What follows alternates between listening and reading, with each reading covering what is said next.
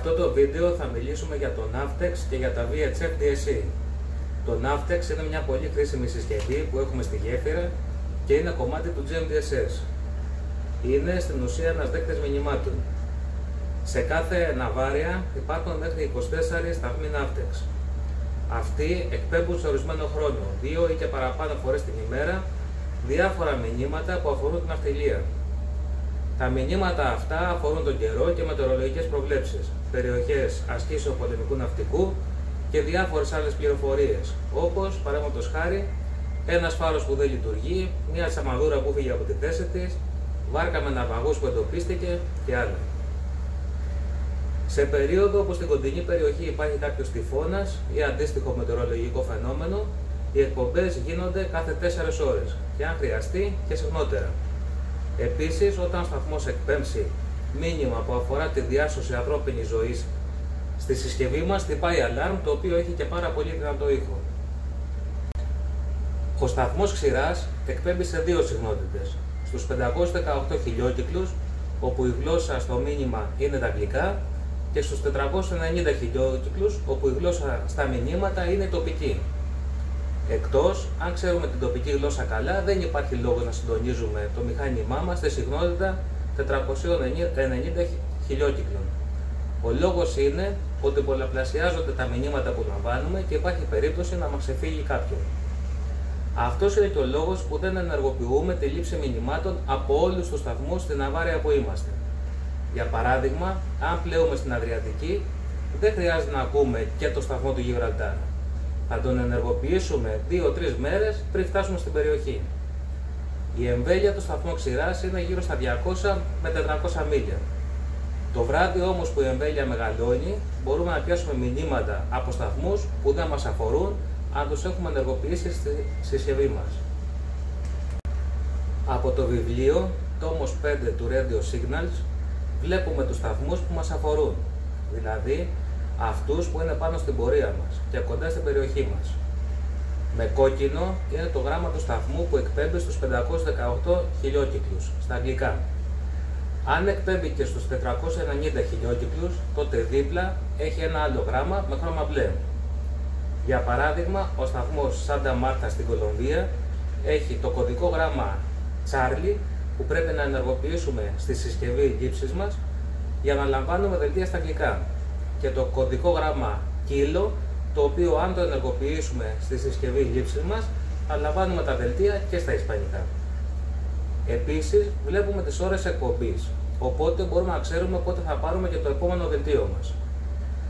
Θέλω να επισημάνω σε αυτό το σημείο ότι ενώ οι δυνατότητες των μηχανημάτων είναι πάνω κάτω οι ίδιες, ο τρόπος λειτουργίας τους διαφέρει από κατασκευαστή σε κατασκευαστή.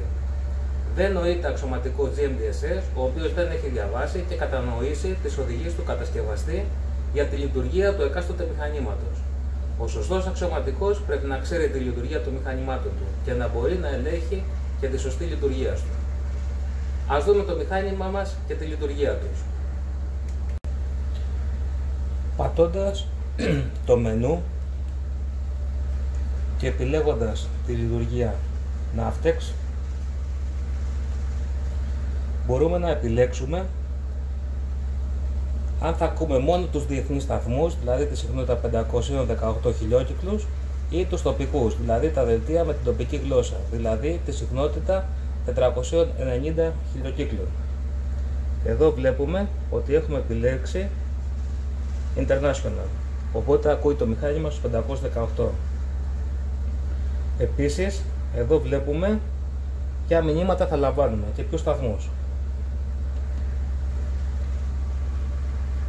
Μπορούμε να επιλέξουμε ποιους σταθμούς να ακούμε. Εδώ βλέπουμε ότι έχουμε επιλέξει μόνο τους σταθμούς Λίμα και Όσκαρ. Και από κάτω βλέπουμε ότι έχουμε επιλέξει όλους τους τύπους μηνυμάτων που θέλουμε να λαμβάνουμε. Εδώ καλό είναι να επιλέγουμε όλους τους τύπους των μηνυμάτων, ώστε να μην μας ξεφύγει κάποιο.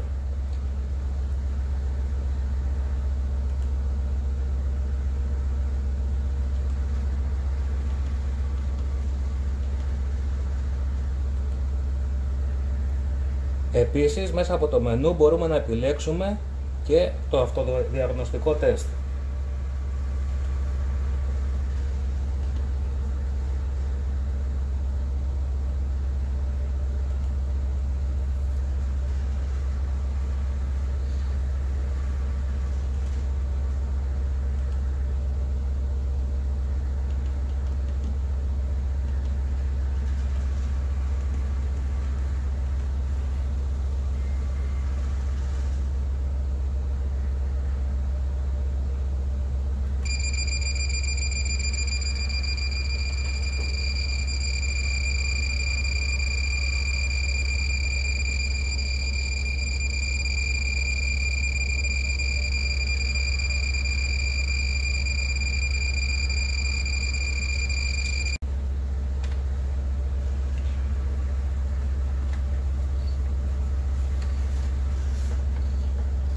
Βλέπουμε ότι το τελευταίο δελτίο που έχουμε πάρει είναι περιοχή ασκήσεων του πολεμικού ναυτικού των ΗΠΑ στην περιοχή των Τζόρτζια, στη Φλόριντα. Τα σύγχρονα μηχανήματα είναι συνδεδεμένα με το ECDIS και εμφανίζουν τις περιοχές αυτές των ασκήσεων, παραδείγματος χάρη, με κόκκινους ηλεκτρονικούς χάρτες. Κλείνοντας, να πούμε ότι το NAVTEX είναι ένα πάρα πολύ χρήσιμο όργανο για τους ναυτιλωμένους και θα πρέπει να διατηρείται σε πολύ καλή λειτουργική κατάσταση πάντα. Πάμε τώρα να δούμε και το VHF DSC. Το VHF είναι η συσκευή που χρησιμοποιούμε πιο συχνά στα πλοία. Με αυτό επικοινωνούμε με πιλότους, port control, VTS και με τα άλλα πλοία. Θεωρητικά μπορούμε να πάρουμε και τηλέφωνο κάποιον αριθμό, αν και αυτή η υπηρεσία τύχει να καταργηθεί. Η μπάντα συχνοτήτων VHF είναι οι συχνότητες μεταξύ 30 και 300 μεγακύκλων. Η μπάντα αυτή είναι η πιο ευρέως χρησιμοποιούμενη από τις ανθρώπινες δραστηριότητες. Η τηλεόραση, η κινητή τηλεφωνία και άλλες υπηρεσίες χρησιμοποιούν αυτή την μπάντα για τη μετάδοση σήματος. Το ναυτικό VHF χρησιμοποιεί τις συχνότητες μεταξύ 156 και 162,05 μεγακύκλων. Κάποιες άλλες χρησιμοποιούνται για τις στρατιωτικές επικοινωνίες και το σωμάτων ασφαλείας και κάποιες άλλες για πολιτική χρήση. Τις συχνότητες αυτές τις έχουμε χωρίσει σε κανάλια για την ευκολία μας.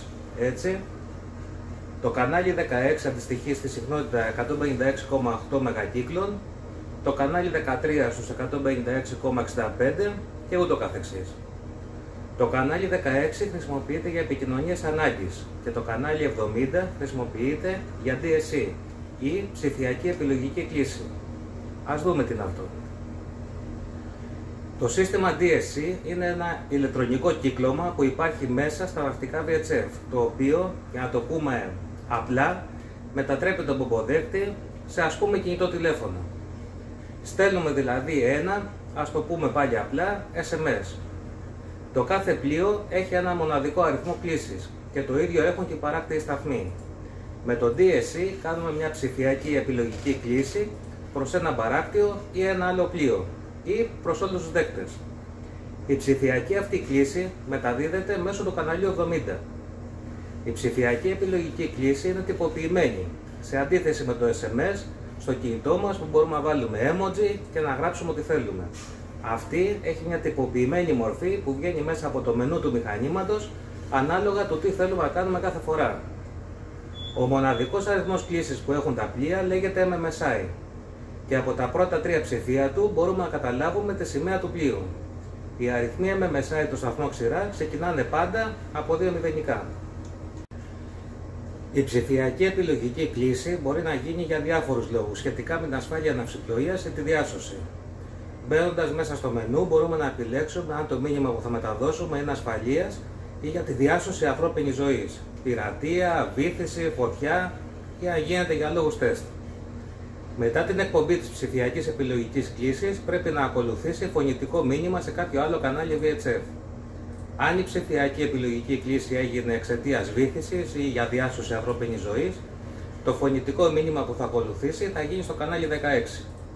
Εάν καλέσουμε κάποιο πλοίο για οποιοδήποτε λόγο, τότε βάζουμε ένα άλλο κανάλι επικοινωνίας, παραδείγματος χάρη το 13 ή το 06. Προσοχή! Εάν λάβουμε μια επιλογική κλήση η οποία έγινε προς όλα τα πλοία και αφορά τη διάσωση ανθρώπινης ζωής, δεν έχουμε το δικαίωμα να τις κάνουμε βεβαίωση λήψης. Αυτή γίνεται μόνο από τον παράκτιο σταθμό. Σε περίπτωση που ο παράκτιος δεν κάνει βεβαίωση λήψης, τότε μπορούμε μόνο να αναμεταδώσουμε προς τον παράκτιο. Αυτό λέγεται Mayday Relay. Αυτές οι εντολές βγαίνουν μέσα από το μενού του μηχανήματος και μπορούμε να τα δούμε και από το εγχειρίδιο χρήσης του. Εάν λάβουμε μια επιλογική κλήση από ένα άλλο πλοίο που έγινε προς εμάς και τις κάνουμε βεβαίωση λήψης, συνήθως το VHF θα γυρίσει από μόνο του στο κανάλι που έχει οριστεί για την ενδοεπικοινωνία. Αντίστοιχο μενού ψηφιακής επιλογικής κλήσης έχει και ο σταθμός μεσαίων και βραχαίων, μόνο που εκεί δεν υπάρχει το κανάλι 70 αλλά πολλές διαφορετικές συχνότητες. Τα VHF του πλοίου πρέπει να κάνουν συνεχή ακρόαση στο κανάλι 70 μέσω του κυκλώματος DSC και γι' αυτό πολλές φορές έχουν δύο κεραίες λήψεις. Μία που ακούει το κανάλι που επικοινωνούμε φωνητικά και μία που είναι συνδεδεμένη στο κύκλωμα DSC και ακούει μόνο το κανάλι 70. Κλείνοντας, θα ήθελα να πω ότι το VHF πρέπει κατά την αυσιπλοεία να είναι πάντα στο κανάλι 16, καθώς αυτό θα μας φωνάξει ένα πλοίο που μπορεί να χρειάζεται κάτι, αποφυγή σύγκρουση κλπ. Επίσης, κατά την ανάληψη φυλακής από τον εκάστοτε αξιωματικό πρέπει να ελέγχεται η ορθή λειτουργία τους και αυτό γίνεται μιλώντας από τη μία συσκευή στην άλλη. Στο επόμενο βίντεο θα μιλήσουμε για το σταθμό μεσαίων και βραχαίων που έχουμε στα πλοία.